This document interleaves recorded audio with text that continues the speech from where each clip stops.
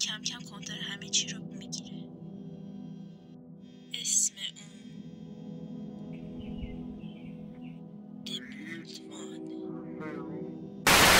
اون سلام، من میکوتو میساکا هستم و قراره یک از پرونده هایی رو بررسی کنیم، اونم به نام دبوردوان. بچه من یه چیزی درباره همین ترجمه اسمش بگم. ترجمهش میشه مرد جوشیده یا جوشاننده، موجود جوشان، جوشیده. اصلا میتونم بگم که اسمش واقعا مسخره است. یا همون دبوردوان صداش بزنه، اینجوری ترسناک‌تره. نوار به ما میگه که همه اینا با اجازه اعضای فراتای 228 جمع شده. خودشون خواستن که هویتشون مخفون بمونه و ما هم دقت کردیم.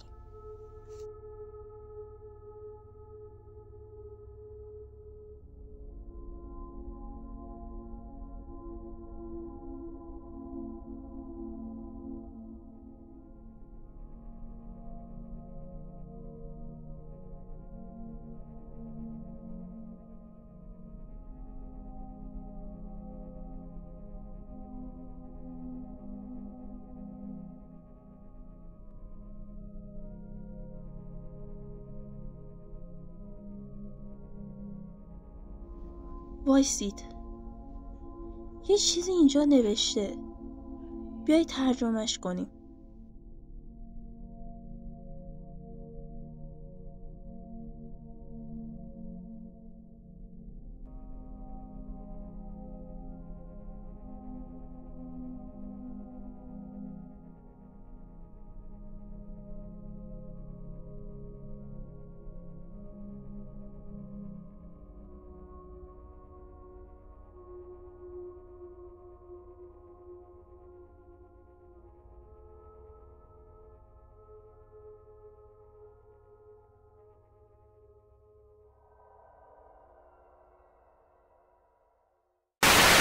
حالا نوار ببینیم که اینجا به ما چی میگه.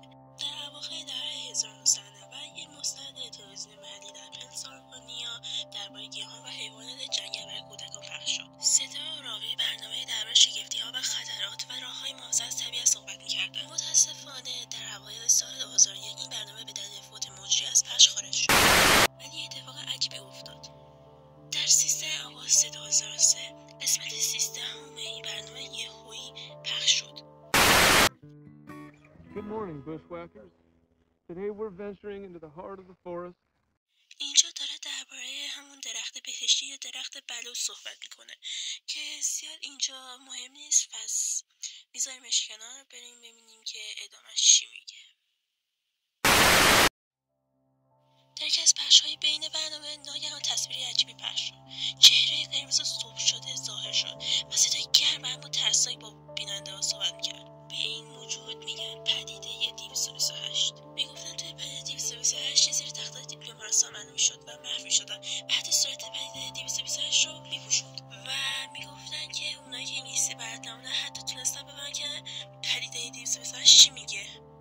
این کلیپ نسخه بازسازی شده، پخش عجیب و غریبه. کلیپ کوتاه شده و صداش کم شده، معکوس و آروم شده تا خطش کنترل بشه. برای امنیت عینک نور آبی و گوشگیر رو بزنید.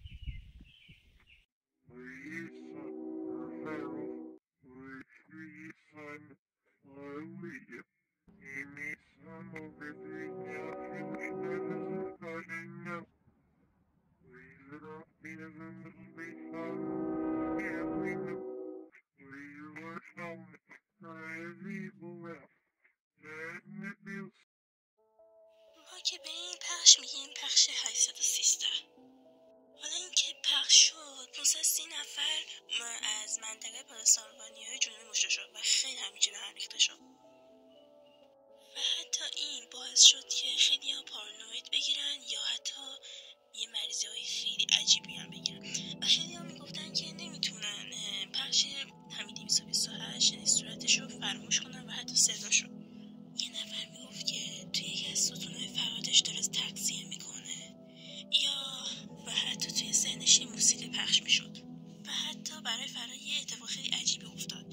توی شمال شرقی یه قطعه برقی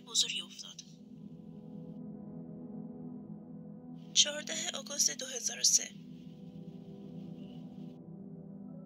بعد از شناسایی یک فرکانس غیرعادی توسط ایستگاه تلویزیونی دستور داده شد تا برق محلی پنسیلوانیا تا ساعت 4 عصر قطع شه و تا از گسترش ناهنجار پخش 813 جلوگیری بشه. این خاموشی به نیویورک، نیوجرسی، اوهایو و کانادا هم رسید و باعث شد خاموشی بزرگ شمال شرقی 2003 شد که حدود 5 میلیون نفر رو برای چند روز بدون برق گذاشت. در زمان خاموشی همه ردهای پخش 813 توسط شعبه فرادت جمع حذف شد. بعداً علت خاموشی را به خطای انسانی و افتادن درخت روی کابل‌های برق در کیلونیا نسبت دادند. میخواستن بگن که پخش 813 وجود نداشته و مردم این فکر کنن که همه اینا الکی بوده. 12 روز بعد از اینکه پخش 813 متوقف شد، مردم یکی یکی افتادن. بیش از 500 نفر در حالت شبه کما که هیچ کس نمیدونست. سودوکون بیماریه که میشه گفت مغز بیداره ولی بدن تکون نمیخوره، ولی میشه پلک و چشما رو حرکت داد. هیچ کدوم نمیتونستن حرف بزنن، اما چشماشون هم زنده بود. با پلک زدن، با کد مورس با هم حرفی زدن. از بینشون بیش از 600 نفر مورد پرسجو قرار گرفتن. اکثر مصاحبه ها بی نتیجه بودن. فقط سالهای بیشتری به جا گذاشتن. بقیه‌شون یا بایگانی شدن یا برای همیشه متوقف. شعبه فراتر یه چیزی رو دیر با خبر شدن. پرونده عجیبی درباره مردی به نام جاب زامپرینی که گرفتار شبه کما شد. اون به طور خاص نام واقعش محرمانه بمونه و فقط با یک نام مستعار ثبت شه. زامپرینی سرباز جنگ بود و به کد مورس مسلط بود. همین مهارت باعث شد که وقتی شیوه بیماری مورد بررسی قرار گرفت، او به عنوان محاسبه شونده با لقب شناخته شه. نوش وقتی داشته توی حیاطشون بازی میکرد یه عکسی گرفته که خانواده‌اش خیلی شوکه شدن و فهمیدن خونه‌شون جن زده است و اون عکس همون موجود فیلم 228 یا همون پدیده 228. زامپرینی میگفته که یه چیز وحشتناک و مقدس پیششه و اگه بگن اون چیه به خودش و به دیگران صدمه میزنه. تو محاسبه افسر گومز و با زامپرینی توی شبه کما فقط با کد مورس جواب میداد. Okay, first and foremost, did you notice any onset symptoms before you lost complete mobility of your body? Face, huh? When did you begin seeing this face? Interesting. Many of the people who have seen the broadcast that you saw on August the 13th described having vivid and upsetting hallucinations. Do you think this is something your brain has created? Can you please describe this face to me?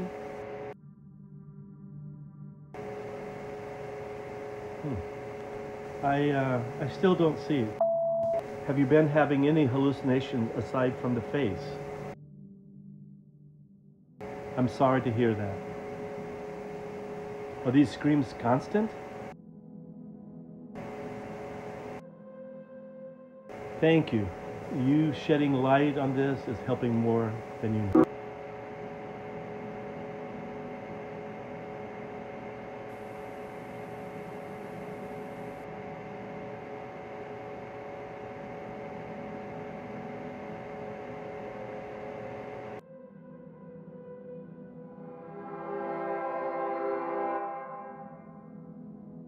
Listen closely. Do you hear it? You will hear the laughter of thousands as the sky opens up. You will hear the trumpets play their happy sounds. The standing blood of life will pour down onto us all. Together, we will be still. Together, a feast fit for a king. Together, melded by love and purest connection. Be still. خب یه همچی چیزی خیلی میتونه ترسناک باشه. یه موجودی که تسخیرت کنه و توی درون زندانیت کنه. در کل هیچ راه فراری نداشته باشی.